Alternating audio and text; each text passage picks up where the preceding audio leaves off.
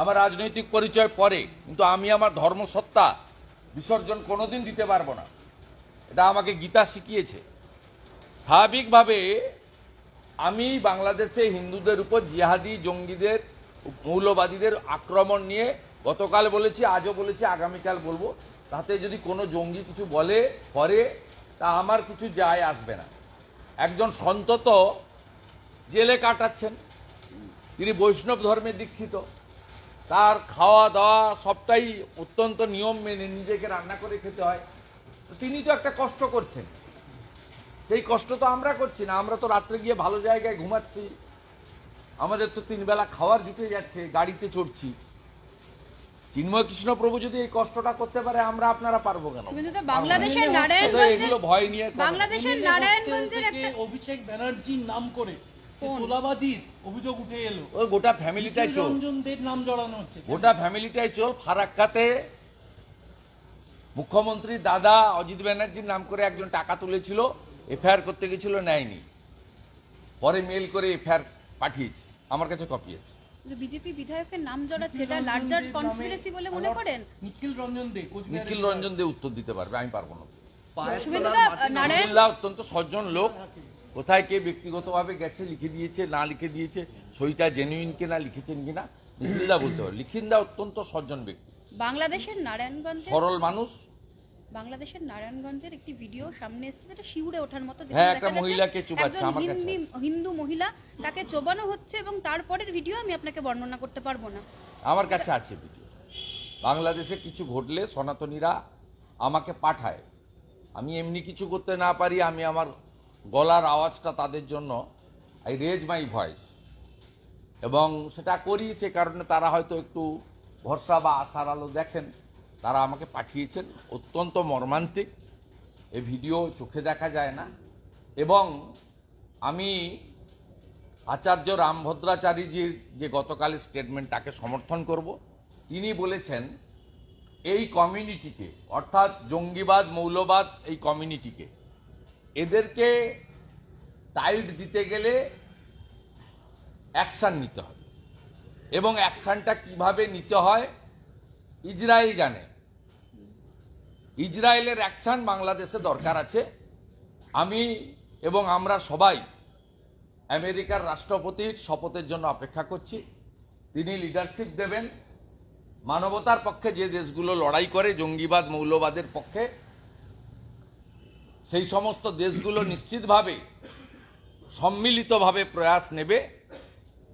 রাজনৈতিক বা কূটনৈতিকভাবে বাংলাদেশের এই বর্বর হিংস্র মৌলবী মৌলবাদ জঙ্গি র্যাডিক্যাল ফোর্সকে দমন করা যাবে না। দমন কিভাবে করতে হয়, রাম জন্মভূমি যার প্রধান সাক্ষ্যদানের মধ্য দিয়ে নির্মিত হয়েছে, আচার্য রামভদ্রাচার্যজি গতকাল যে স্টেটমেন্ট দিয়েছেন, একজন হিন্দু হিসেবে তাকে 200% সমর্থন করছি, সেই আশায় আছি।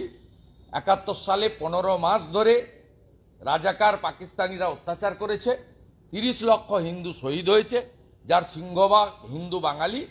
একইভাবে 4-5 মাস অত্যাচার সহ্য করছেন, আর একটু হয়তো সহ্য করতে হবে, কিন্তু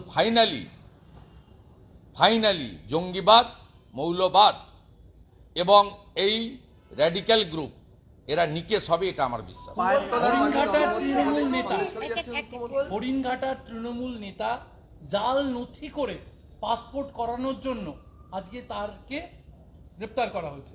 এই যে গ্রেপ্তার হচ্ছেন যারা নথি জাল করে, সেখানেও তৃণমূল নেতা।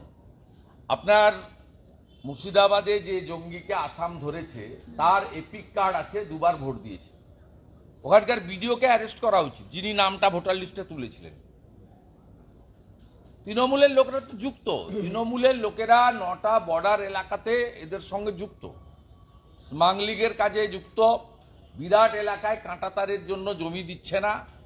আমি আপনাদেরকে প্রেস করব সোমবার দিন, পাওয়ার পয়েন্ট প্রেজেন্টেশন দিয়ে কিভাবে কেন্দ্রীয় সরকারকে এবং বিএসএফকে এই রাজ্য সরকার অসহযোগিতা করছে।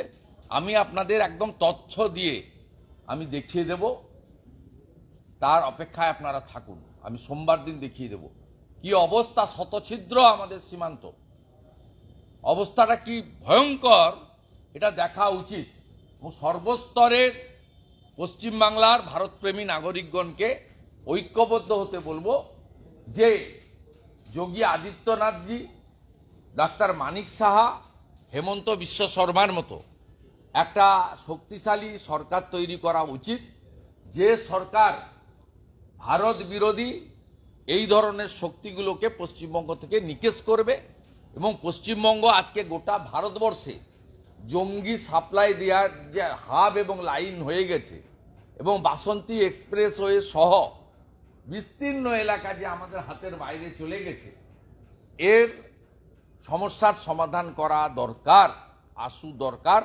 এই বাংলার জনগণকে ঐক্যবদ্ধ হতে আবেদন করব। তৃণমূলের পায়ের তলার মাটি নরম হচ্ছে বলে কি মুখ্যমন্ত্রী সন্দেশখালী যাচ্ছেন? মুখ্যমন্ত্রী কোনো সন্দেশখালী লাভ এই হইব না। সময় যায়নি। গত লোকসভা নির্বাচনে সন্দেশখালী থেকে আমরা 7,000 ভোটে এগিয়ে নিয়েছি। যে সন্দেশখালী থেকে 21-এর নির্বাচনে সুকুমার মাহাতো 70,000 ভোটে জিতেছিলেন, সেই সন্দেশখালী থেকে ভারতীয় জনতা পার্টি 7,000 লিড নিয়েছে। বসিরহাট আসন আমরা জিততে পারিনি, তার কারণ মুসলমান ভোট সেখানে প্রায় 60%-এর কাছাকাছি বসিরহাট লোকসভায়, এবং সেখানে বহু জায়গায় যেখানে হিন্দুরা সংখ্যালঘু, মিনাখা, বাদুড়িয়া, হাড়োয়া, বসিরহাট, সেখানে হিন্দুদের ভোট দিতে যেতে দেওয়া হয়নি, হয় না। কিন্তু সন্দেশখালী আমরা জিতেছি 7,000-এ। মুখ্যমন্ত্রী যেদিন যাবেন তার পরের দিন মুখ্যমন্ত্রীর মতো অত টাকা খরচ করে